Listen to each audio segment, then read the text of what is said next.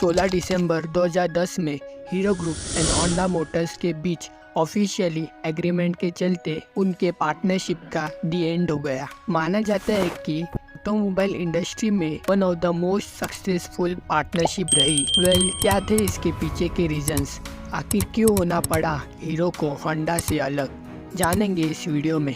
Hero का establishment साल 1956 में मोहनलाल मुंजन ने किया था।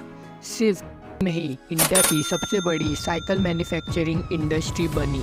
फिर हीरो का साइकिल सिर्फ भारत में नहीं बल्कि पूरे भारत के बाहर भी एक्सपोर्ट होने लगा। ब्रजमोहन लाल ने ऑब्जर्व किया कि आने वाले समय में मोटरसाइकिल मार्केट में काफ़ी तेज़ी से बढ़ने वाला है और उस समय भारत के लोग ये मोफाटी चलाते थे।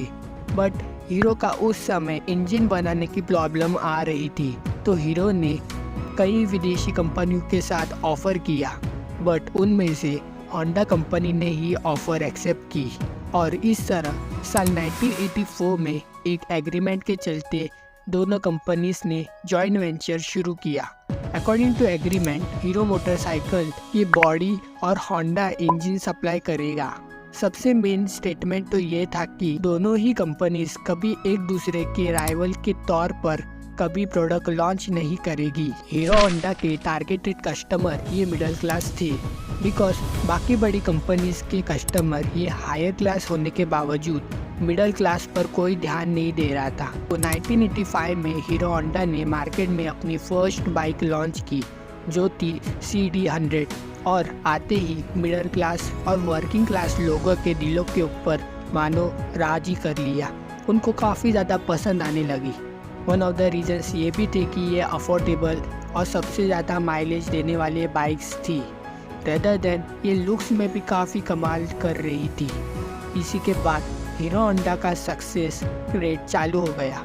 इसी के चलते मार्केट में कॉम्पिटिटर भी बढ़ गए, जैसे कि सुजुकी, यामाहा और टीवीएस ने भी मार्केट में एंट्री ले ली। फिर हीरो होंडा की जर्नी में आता है एक बेहद ही मुश्किल समय। यस, एक्चुअली जापान करेंसी में उछाल के कारण स्पेयर पार्ट महंगे होने लगे। Day by day affordable motorcycle बनाने में हीरो होंडा को काफ़ी ज़्यादा मुश्किलें आ रही थी। फिर भी कस्टमर का विश्वास टूटना नहीं चाहिए, इसी के कारण लॉन्ग टर्म तक लॉस झेल कर अफोर्डेबल बाइक्स बेच दिया करते थे। साल 1990 में डॉलर्स के प्राइस के रेगुलेट होने के चलते कंपनी को कुछ रिलीफ मिला और फिर एक बार प्रॉफिट का दौर चालू हो गया।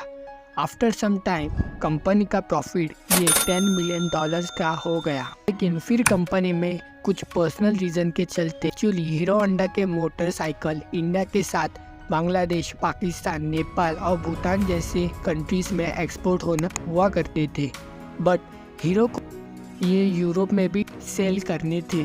अकॉर्डिंग टू एग्रीमेंट हीरो को ये करने की परमिशन नहीं थी। अब हीरो को पता चला तब कंपनीज के बीच में बड़ा दरार खड़ा हुआ। फिर 1999 में होंडा ने होंडा इंडिया प्राइवेट लिमिटेड से एक अलग कंपनी शुरू की और उस कंपनी के थ्रू वो बाइक्स बेचा करते थे। हीरो होंडा को उस कंपनी के थ्रू भी बाइक से टक्कर मिलने लगी। तब होंडा को दोनों साइड से मुनाफा हो रहा था, एक तो खुद की कंपनी और दूसरी हीरो होंडा।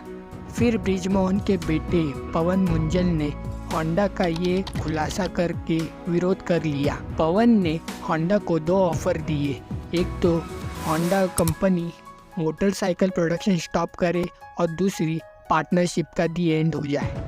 फिर साल 2010 में 16 दिसंबर को एक प्रॉस्पेक्टर रिलीज हुआ जिसमें हीरो होंडा दोनों अलग अलग हो गए। यस, द लेजेंडरी पार्टनरशिप का दी एंड हो गया। फिर हीरो ने अपनी खुद की बाइक्स लॉन्च की, जो कि कस्टमर को काफ़ी ज़्यादा पसंद आने लगी।